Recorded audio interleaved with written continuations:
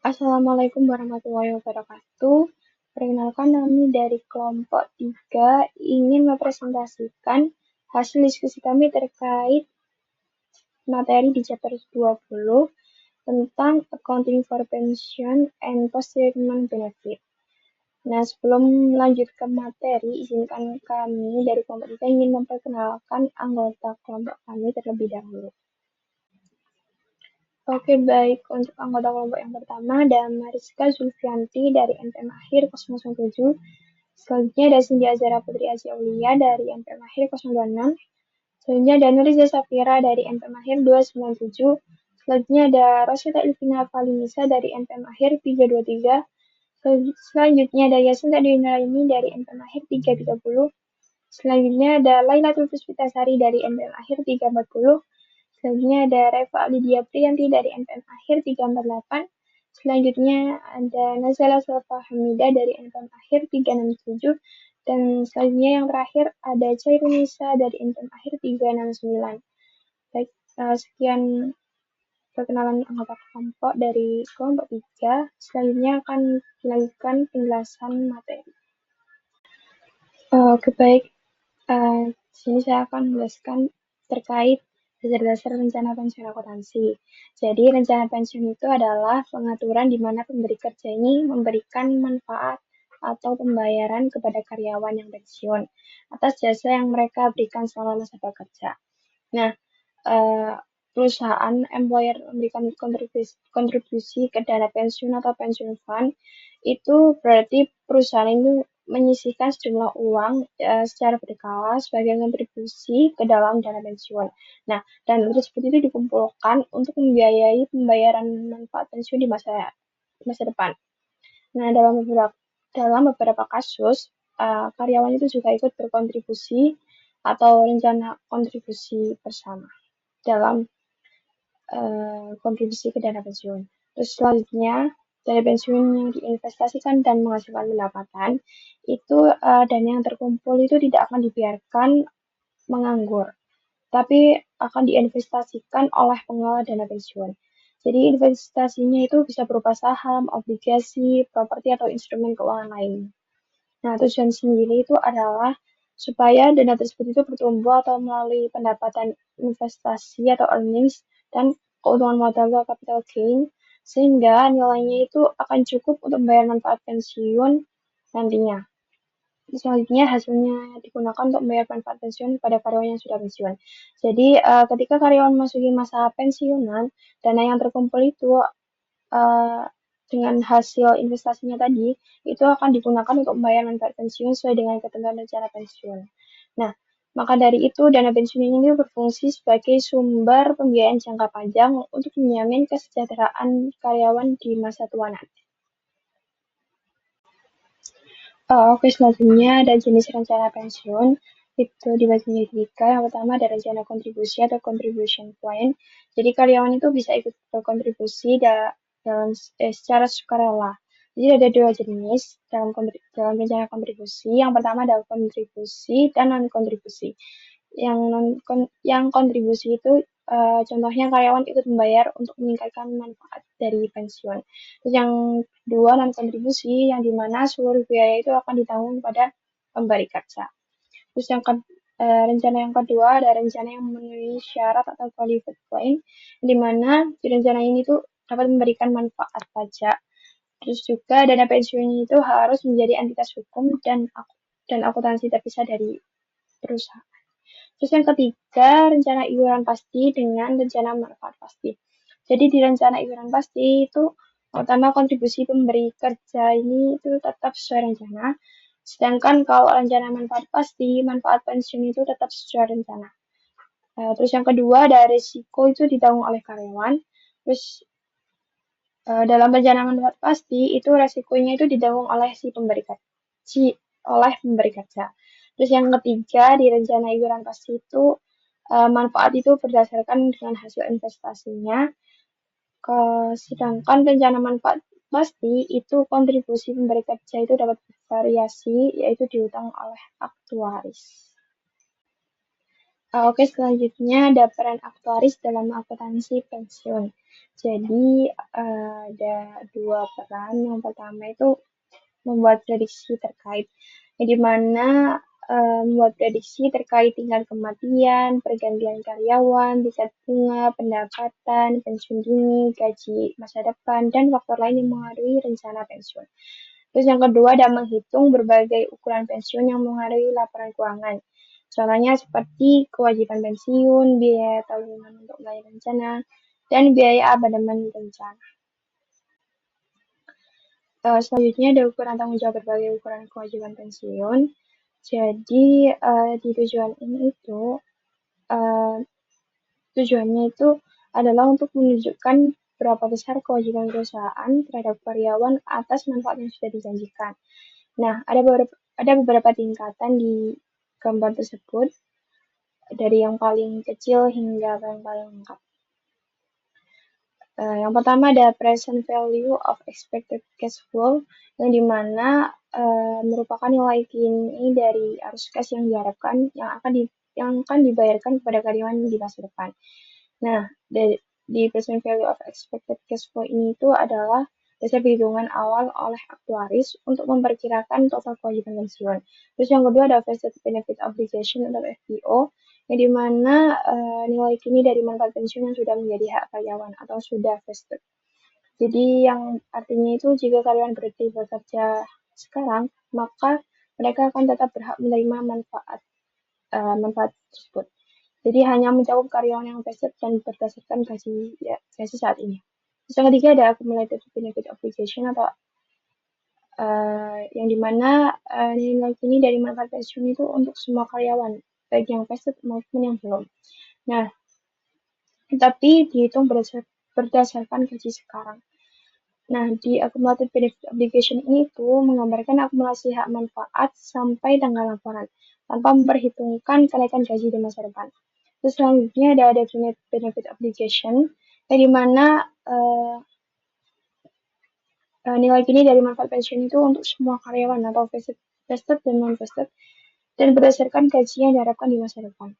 Nah, ini itu merupakan ukuran paling komprehensif dan merupakan standar yang dipilih oleh International Accounting Standard Boards untuk pelaporan keuangan. Jadi kesimpulannya itu vested benefit obligation untuk urutan yang paling kecil ke paling besar itu vested benefit obligation, terus lalu accumulated benefit obligation, dan definite benefit obligation. Jadi intinya semakin tinggi tingkat ukuran itu, maka akan semakin besar juga estimasi kewajiban perusahaan. Selanjutnya akan dijelaskan oleh Ansar.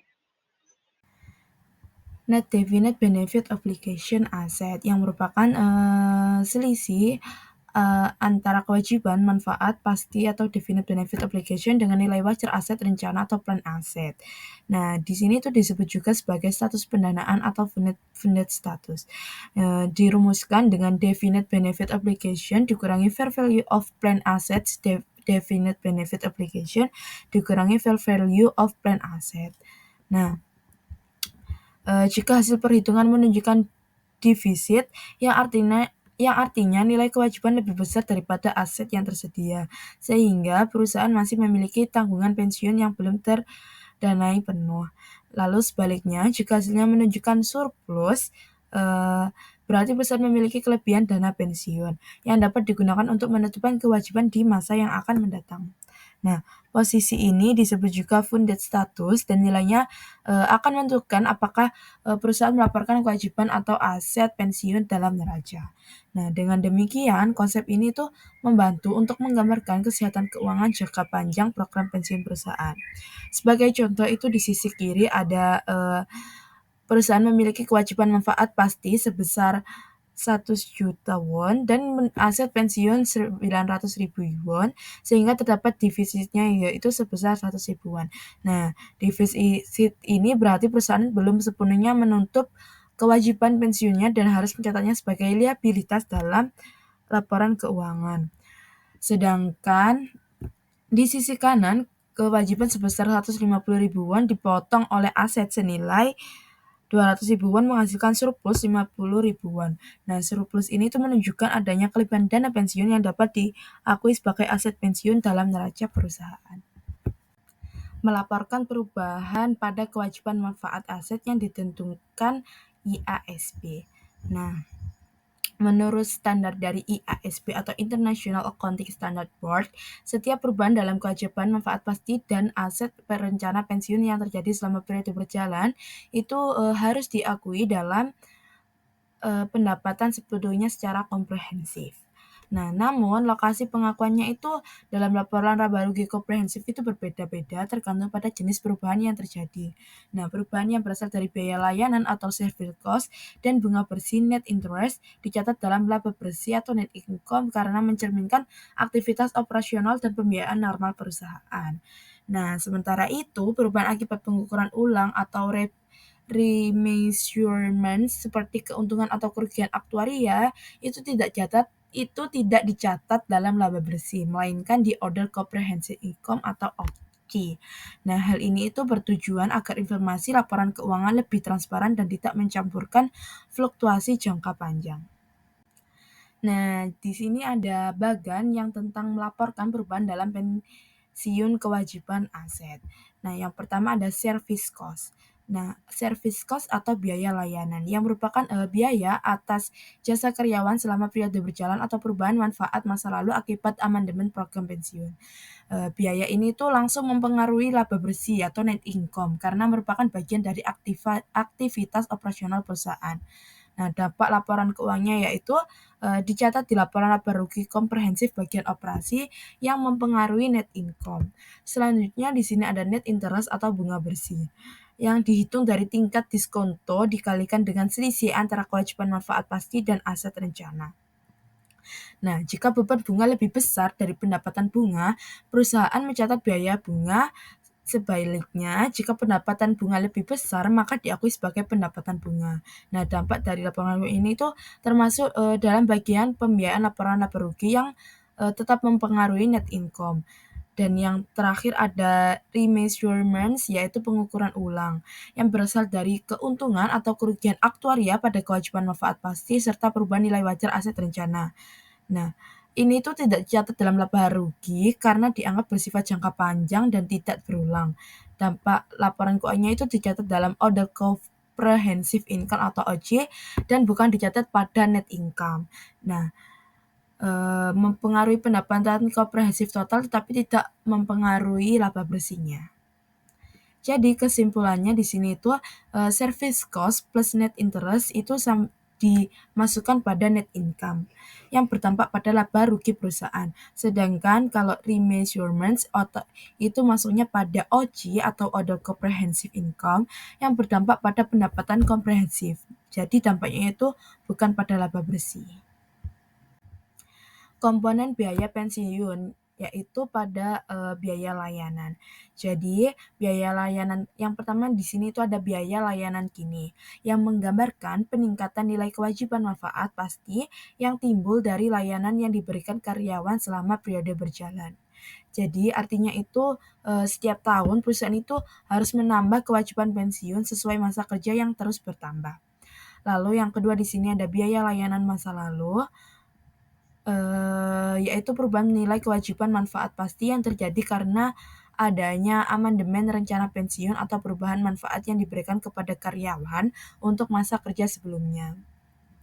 Nah, kedua jenis biaya layanan ini itu dilaporkan dalam laporan laba rugi komprehensif. Tepatnya itu di bagian aktivitas operasi dan berpengaruh langsung terhadap laba bersih perusahaan. Selain itu, perusahaan juga perlu mempertimbangkan proyeksi tingkat kompensasi di masa depan. Karena gaji yang meningkat akan mempengaruhi besarnya kewajiban pensiun dan pengeluaran berkala yang harus dicatat.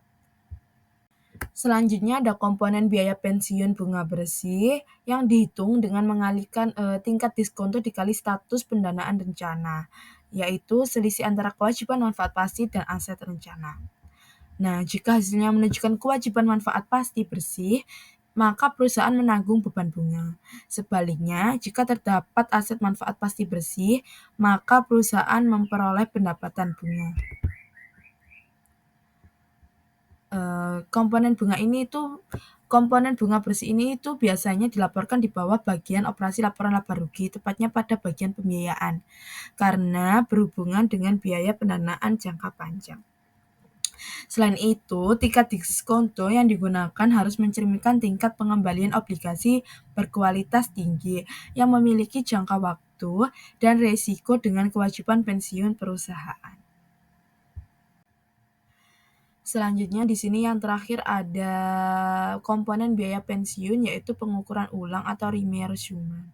Nah, bagian ini itu mencakup tentang keuntungan dan kerugian yang timbul dari perubahan nilai kewajiban, manfaat pasti maupun dari nilai wajar aset rencana.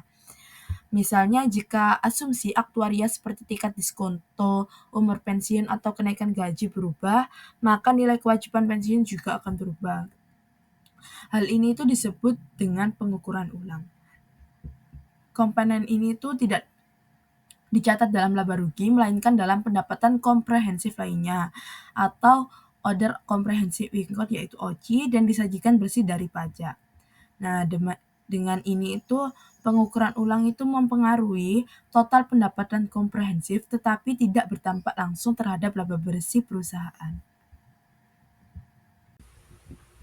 Saya Najla Zalfa Hamida dengan akhiran MPM 367. Jadi di sini saya akan menjelaskan mengenai aset rencana dan pengembalian aktual.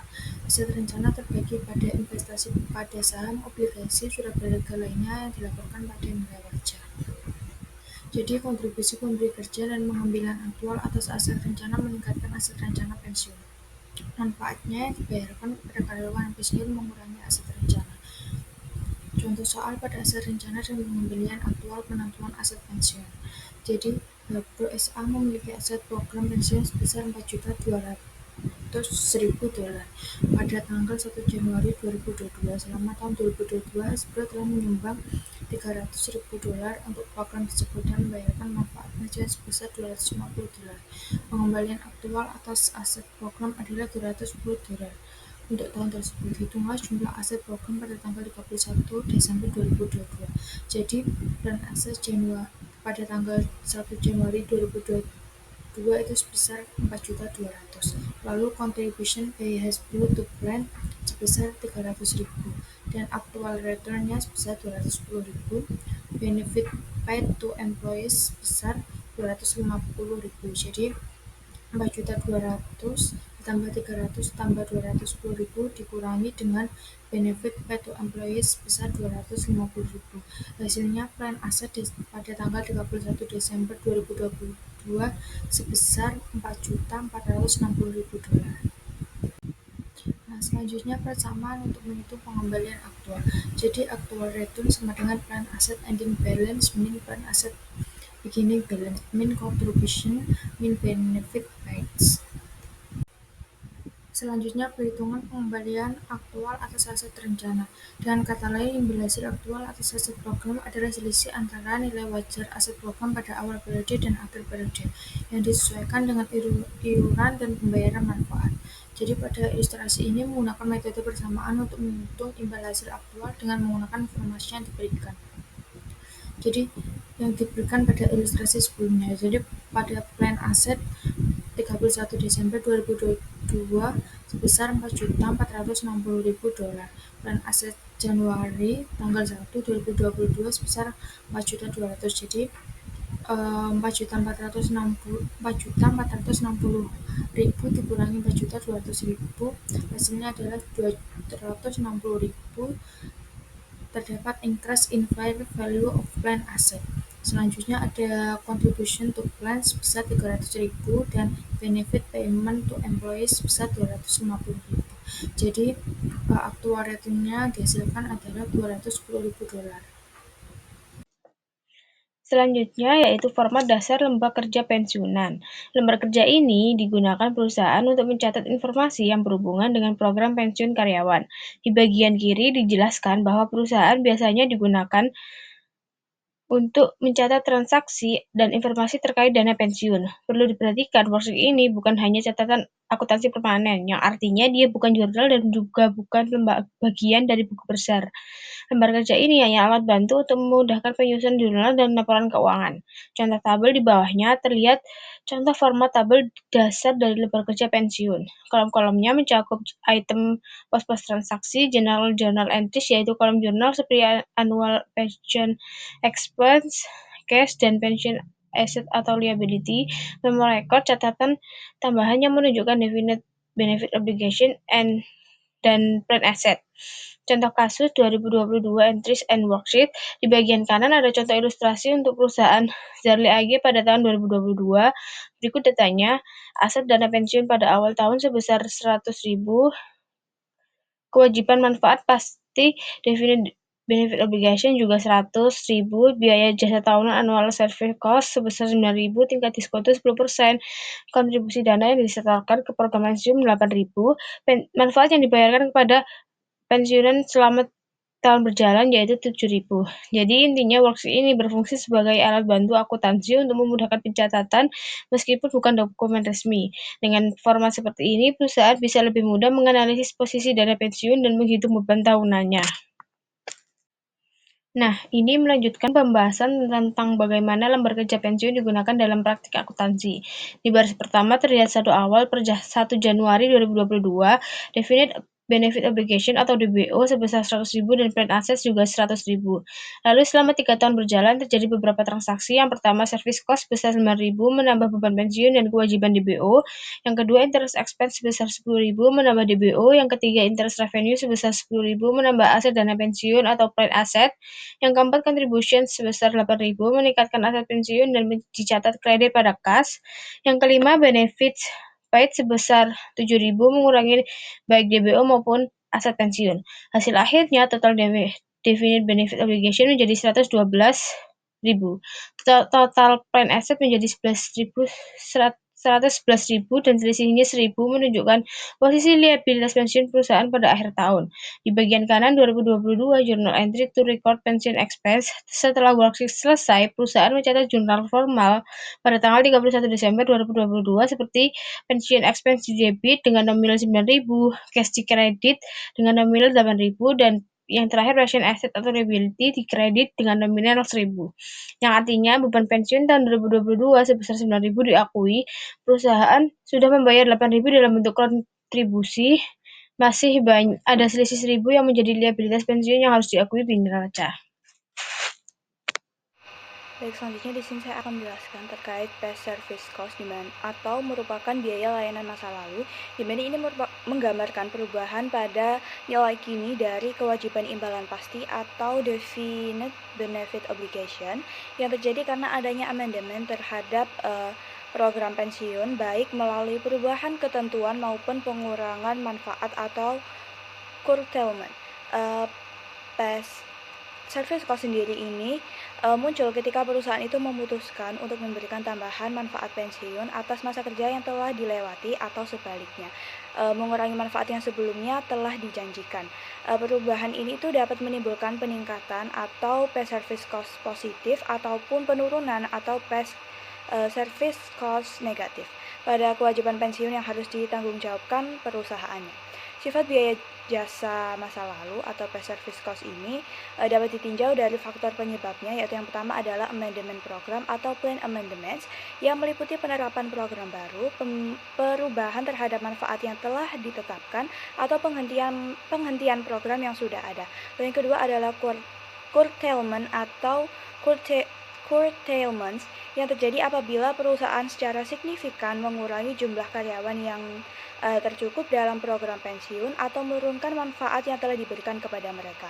Baik amandemen maupun curtailment berdampak sama, yaitu mengubah nilai kewajiban imbalan masa kini. Karena itu IASB itu mengatur bahwa setiap perubahan tersebut harus langsung diakui sebagai beban pada periode terjadinya, jadi bukan dialokasikan ke periode selanjutnya.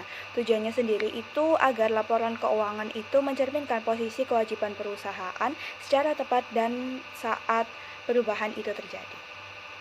Selanjutnya terkait ilustrasi, di mana pada tanggal 1 Januari 2003 Zelle Eiki itu mengubah program pensiunnya dengan menambahkan manfaat tambahan pada karyawan atas jasa masa lalu senilai 81.600 euro. Perubahan ini sendiri menimbulkan biaya jasa positif atau past service cost karena kewajiban perusahaan terhadap karyawan itu meningkat. Untuk tahun 2023, biaya masa kininya sebesar 9.500 euro dengan tingkat diskonto 10%, kontribusi dana pensiun sebesar 20.000 euro, dan manfaat yang dibayarkan kepada pensiunan sebesar 8.000 euro. Berdasarkan data tersebut, total beban pensiun tahunan yang diakui adalah 99.360 euro. Jurnal yang dicatat yaitu dengan mendebit pension expense sebesar 99.360 euro, mengkredit cash sebesar 20.000 euro, dan mengkredit pension asset atau liability sebesar 79.360 euro. Pada akhir tahun, posisi keuangan akan menunjukkan kewajiban imbalan pasti atau definite benefit obligation sebesar 214.460 euro, dan aset program atau plan asetnya sebesar 134.100 euro, sehingga terdapat liabilitas pensiun bersih sebesar 80.360 euro yang mencerminkan kewajiban bersih perusahaan kepada karyawan. Selanjutnya terkait keuntungan dan kerugian aset program pensiun, di mana perusahaan yang menjalankan program pensiun itu seringkali menghadapi perubahan yang tidak terduga akibat fluktuasi dari nilai wajar aset program atau perubahan dalam asumsi aktuaria. Perubahan tersebut itu disebut pengukuran kembali atau remeasurement yang berdampak pada laporan keuangan, khususnya pada beban pensiun. Menurut standar IASB, pengukuran kembali itu harus diakui dalam pendapatan komprehensif lain atau other comprehensive income karena sifatnya itu tidak dapat diprediksi seperti biaya jasa dan bunga bersih. Pengukuran kembali sendiri ini mencakup dua komponen, yaitu yang pertama ada keuntungan dan kerugian aset program, dan yang kedua adalah keuntungan dan kerugian kewajiban imbalan pasti. Jadi saya akan menjelaskan terkait keuntungan atau kerugian aset program, di mana dia ini timbul dari selisih antara hasil pengembalian aktual dan pendapatan bunga yang diestimasi. Jika hasil aktual itu lebih tinggi, dari estimasi pendapatan bunga, maka terjadi keuntungan aset, namun apabila lebih rendah maka muncul kerugian aset. Sebagai ilustrasi ada Sobob SA, di mana dia ini memiliki aset program senilai 100.000 euro dengan tingkat diskonto 6%.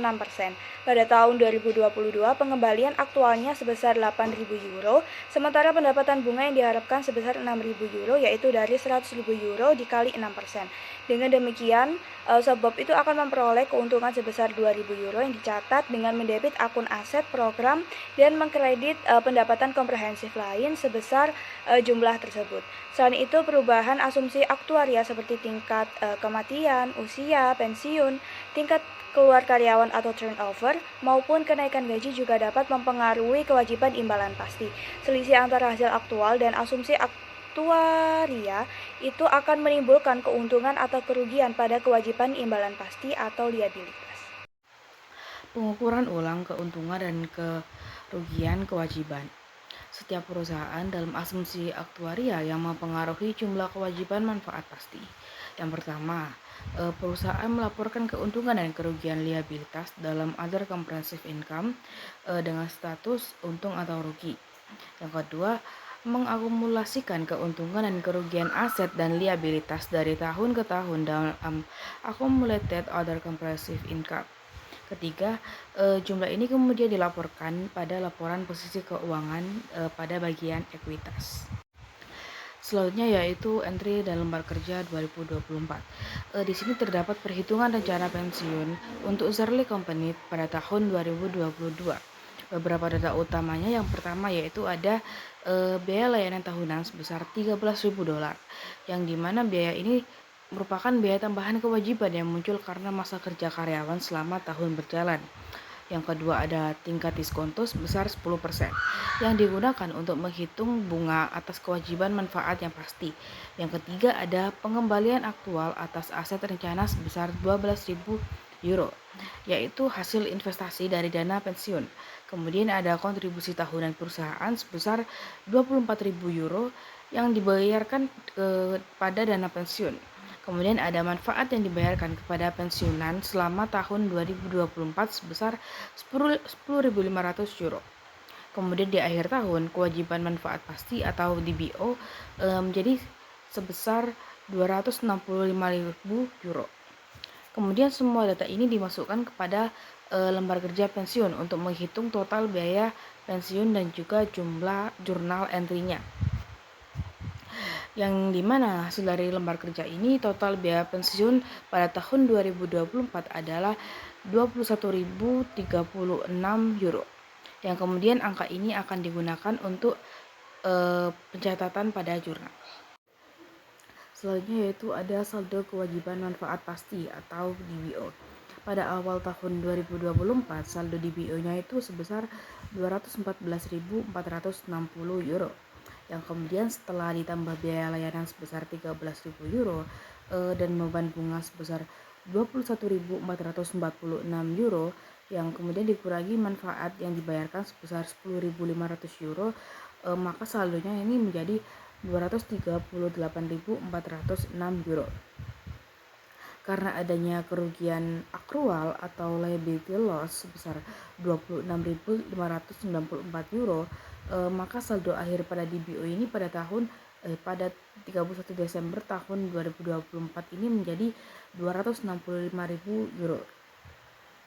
Kemudian ada jurnal entry pensiun pada tahun 2024. Zarle Company ini mencatat jurnal entry formal pada 31 Desember 2024 yang dimana di sini terdapat di debitnya terdapat biaya pensiun sebesar 21.036 euro yang menggambarkan total beban pensiun yang diakui selama pada tahun tersebut. Kemudian di debitnya ada pendapatan komprehensif lainnya sebesar 28.004 euro yang dimana untuk mencatat keuntungan atau kerugian akrual. Kemudian di kreditnya itu ada kas sebesar 24.000 euro yang menunjukkan kontribusi yang dibayarkan kepada dana pensiun tersebut. Dan yang terakhir yaitu pada kreditnya terdapat aset atau kewajiban pensiun sebesar 25.040 euro yang dimana ini tuh untuk menyesuaikan posisi aset atau kewajiban pada program pensiun. Baik, untuk materi selanjutnya akan saya sampaikan. Sebelumnya perkenalkan, nama saya Rosita Elvina Alfadrisa dengan NPM akhir 323. Di sini saya akan menjelaskan tentang materi biaya pensiun dan keuntungan kerugian atau pengukuran ulang. Nah, untuk biaya pensiun sendiri itu dari laporan komponen-komponen ini dalam satu bagian laporan laba rugi komprehensif dan laporan total pensiun pengeluaran, atau bisa dicatat dalam laporan komponen biaya layanan dalam pendapatan operasional dan bunga bersih di bagian terpisah yang terkait dengan pembiayaannya. Dan untuk keuntungan dan kerugian pada pengukuran ulang bisa dilihat dari keuntungan dan kerugian aset dan liabilitas yang diakui dalam pendapatan komprehensif lainnya dan tidak diakui dalam laba bersih. Baik, untuk materi selanjutnya saya akan lanjutkan tentang keuntungan dan kerugian. Nah, di sini misal ada perusahaan OBI ASA memberikan informasi berikut untuk tahun 2022. Di sini diberikan informasi bahwa net income pada tahun 2022 sebesar 100.000 euro, kemudian liability loss pada tahun 2022 sebesar 60.000, kemudian aset loss pada 2022 sebesar 15.000 euro, dan akumulasi OCI atau OCI pada tanggal 1 Januari 2022 sebesar 40.000. Nah, untuk menghitung dari perhitungan pendapatan komprehensif lainnya, kita dapat menambahkan dari liability loss sebesar 60.000 dan aset loss sebesar 15.000. Sehingga other comprehensive loss-nya kita tambahkan saja sebesar 75.000 euro. Nah, untuk perhitungan laba rugi komprehensif, kita langsung mengurangi dari net income yang ada pada data tersebut, yaitu sebesar 100.000 euro, kemudian dikurangi dari other comprehensive loss yang sudah kita temukan tadi sebesar 75.000 euro, sehingga mendapatkan hasil comprehensive income-nya sebesar 25.000 euro. Selanjutnya pada pelaporan pendapatan komprehensif, yang dimana komponen pendapatan komprehensif lain harus dilaporkan menggunakan salah satu dari dua format. Yang pertama formatnya yaitu pendekatan dua pernyataan, atau bisa juga menggunakan pendekatan satu pernyataan pada laporan gabungan pendapatan komprehensif. Nah, untuk contohnya di sini pada pendekatan dua pernyataan yang sudah dibuat oleh perusahaan OB ASA. Di sini comprehensive income statement-nya pada akhir tahun, yaitu tanggal 31 Desember 2022, ditulis net income sebesar 100.000 euro, kemudian other comprehensive loss-nya tadi sebesar liability loss 60.000 dan aset loss-nya 15.000, sehingga dijumlah menjadi 75.000, dan comprehensive income-nya sehingga menjadi 25.000 euro. Pada materi selanjutnya yaitu tentang perhitungan akumulasi lainnya pendapatan komprehensif. Nah, di sini untuk menghitungnya itu yang pertama kita harus mendapat dari data yaitu akumulasi other comprehensive income pada awal tahun atau tanggal 1 Januari 2022 sebesar 40.000 euro. Nah, kemudian kita kurangkan dari other comprehensive loss, yang dimana pada soal sudah tertulis sebesar 75.000 euro, sehingga akumulasi pada comprehensive loss pada akhir tahun tanggal 31 Desember 2022 menghasilkan 35.000 euro.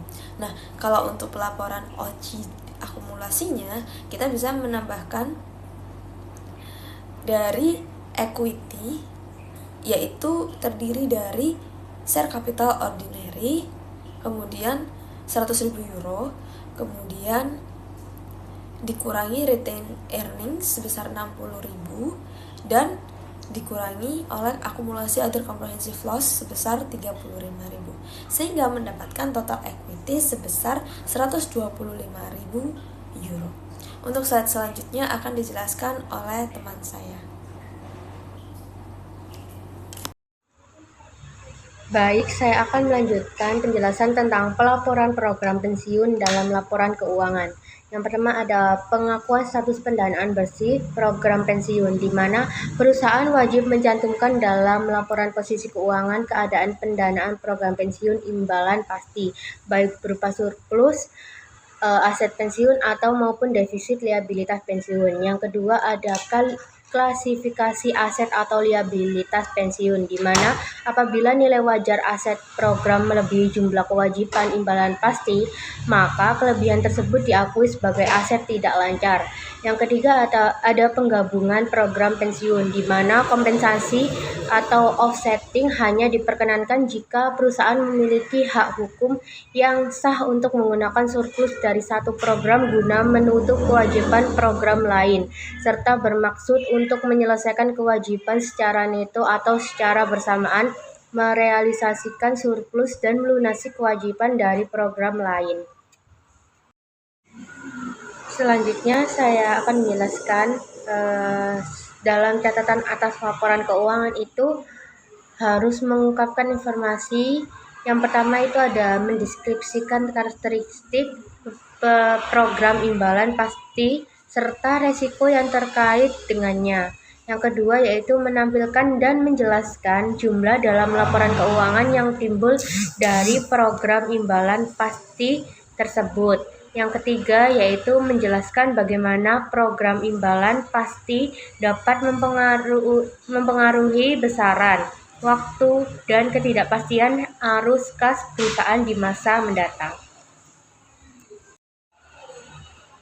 Selanjutnya saya akan menjelaskan perbedaan antara program pensiun dan manfaat kesehatan pasca kerja. itemnya ada pendanaan. Untuk pensiun, pendanaan ini umumnya telah memiliki pendanaan. Untuk manfaat kesehatan pasca kerjanya umumnya tidak memiliki dana khusus. Item manfaat, pensiunnya itu besaran manfaat sudah ditentukan dan bersifat tetap. Untuk manfaat kesehatan pasca kerjanya biasanya tidak terbatas serta dapat berbeda-beda.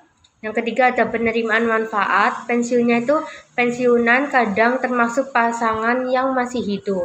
Untuk manfaat kesehatan pasca kerjanya itu pensiun, pasangan, serta anggota keluarga lain yang menjadi tanggungan. Yang keempat ada pembayaran manfaat, pensiunnya diberikan secara rutin setiap bulan. Untuk manfaat kesehatan pasca kerjanya disesuaikan dengan kebutuhan dan penggunaan layanan. Yang kelima ada prediktabilitas, pensiunnya cenderung dapat diperkirakan. Untuk manfaat kesehatan pasca kerjanya penggunaan sulit untuk diprediksi. Yang keenam tingkat biaya, pensiunnya yaitu tidak ada. Manfaat kesehatan pasca kerjanya berbeda di tiap wilayah dan dapat berubah dari waktu ke waktu. Baik, selanjutnya adalah analisis dari penerapan imbalan kerja pada perusahaan go public untuk perusahaan jasa, dagang, dan manufaktur. Di sini kami memilih satu dari perusahaan tersebut, yaitu perusahaan jasa dari PT Bluebird, dagang dari S Hardware, dan manufaktur dari PT Indofood. Di sini kami meninjau laporan tahunan dari perusahaan tersebut terkait dengan penerapan ketidakseimbangan kerja serta kebijakan PSAK yang mengaturnya. Yang pertama adalah kebijakan imbalan kerja menurut PSAK. Jadi pada PT Bluebird Tbk itu sudah mengakui ketidakseimbangan kerja jangka panjang sesuai dengan PP nomor 35 tahun 2021 dengan kewajiban manfaat pasti yang dihitung oleh aktuaris dan pengakuan beban jasa kini dan beban bunga di laporan laba rugi. Kemudian ada PT Aspirasi Hidup Indonesia Tbk atau S Hardware, yaitu menyelenggarakan program pensiun manfaat pasti dan iuran pasti dengan perhitungan liabilitas menggunakan PSAK 24 dan pengakuan lengkap sesuai standar. Selanjutnya adalah dari manufaktur, yaitu PT Indofood Sukses Makmur Tbk menerapkan kebijakan serupa dengan PSAK 24 termasuk ketidakseimbangan pasti dan iuran pasti dengan asumsi aktuaria dan pengukuran kembali di OJ. Lalu kita masuk ke dalam analisis dari PT Bluebird Tbk. Jadi pada PT Bluebird Tbk itu mengakui liabilitas ketidakseimbangan kerja tidak didanai sesuai peraturan pemerintah nomor 35 tahun 2021 yang juga mengatur penerapan UU Cipta Kerja.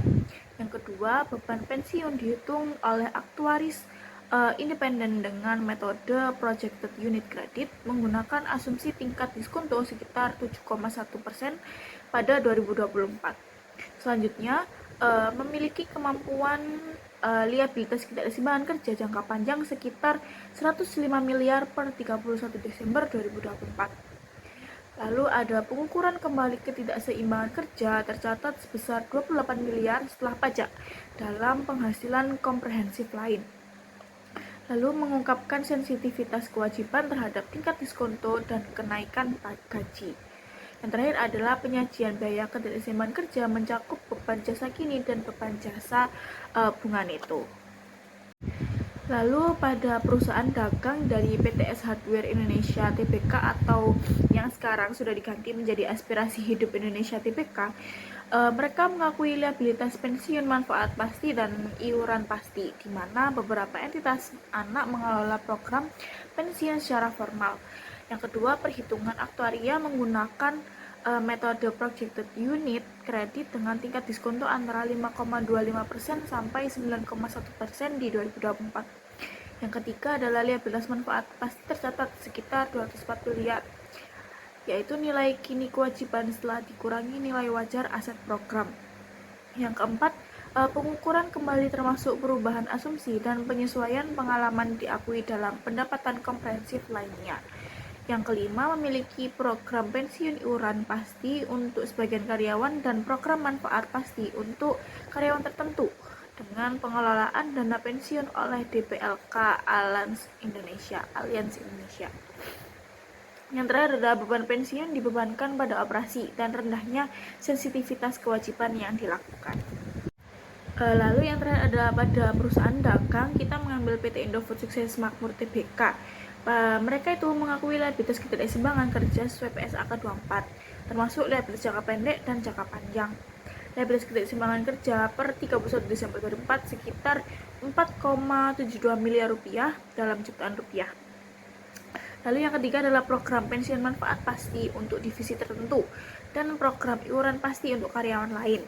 Yang keempat, metode perhitungan aktuaria dengan asumsi tingkat diskonto 4,7% sampai 9,1% dan kenaikan gaji 3% sampai 14% di 2024. Yang kelima, mengukur kembali ketidakseimbangan kerja diakui di pendapatan komprehensif lainnya. Yang keenam, beban jasa kini, beban biaya bunga, dan hasil pengukuran dilakukan secara detail. Yang terakhir adalah mengungkapkan analisis sensitivitas terhadap asumsi utama kewajiban ketidakseimbangan kerja. Di sini kami juga merangkum perbedaan-perbedaan dari ketiga perusahaan tersebut dalam aspek penerapan imbalan kerja. Di sini kami mengambil beberapa aspek.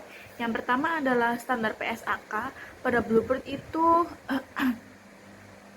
PSAK-nya yaitu 24/PP nomor 35 tahun 2021. Untuk S Hardware itu PSAK 24 PP nomor 6 tahun 2023, sedangkan Indofood Sukses Makmur itu PSAK 24. Untuk metode perhitungannya di Bluebird itu kredit unit yang diproyeksikan, S Hardware kredit unit yang diproyeksikan, sedangkan Indofood Sukses Makmur itu kredit unit yang diproyeksikan juga. Lalu pada tingkat diskonto pada Bluebird sekitar 7,1%, S Hardware 5,25% sampai 9,1%, dan Indofood itu 4,7% sampai 9,1%. Untuk jenis program di Bluebird itu manfaat pasti dan jangka panjang, S Hardware manfaat pasti dan iuran pasti, dan untuk Indofood sama dengan S Hardware. Untuk nilai liabilitas per Desember 2024 di Bluebird sekitar 105 miliar, untuk S Hardware 204 miliar, dan Indofood 4,7 miliar. Sedangkan untuk pengukuran kembali di OJI itu signifikan, sekitar 24 miliar. Untuk S Hardware pengaruh luas, sedangkan Indofood itu pengaruhnya dicatat dalam OJI atau Other Comprehensive Income. Untuk pengungkapan sensitivitas itu ada untuk Bluebird dan ketiganya juga. Di Bluebird itu terutama di diskonto dan gaji. Di AS Hardware diskonto dan kenaikan gaji, dan Indofood juga sama. Dana pensiun formal itu di Bluebird tidak selalu dan kurang tidak dikenal, dan S Hardware itu ada oleh DPLK Allianz Indonesia, dan Indofood ada pengelolaan oleh dana pensiun Manulife dan lain-lain. Untuk beban di laba rugi itu di Bluebird ada beban jasa kini dan biaya bunga, dan S Hardware Indofood juga sama, tidak memiliki perbedaan untuk di beban di laba rugi. Baik, sekian presentasi atau penjelasan dari kelompok kami. Apabila ada kurang atau lebihnya, mohon maaf sebesar-besarnya. Terima kasih sudah mendengarkan atau memperhatikan penjelasan dari kelompok kami. Sekian, wassalamualaikum warahmatullahi wabarakatuh.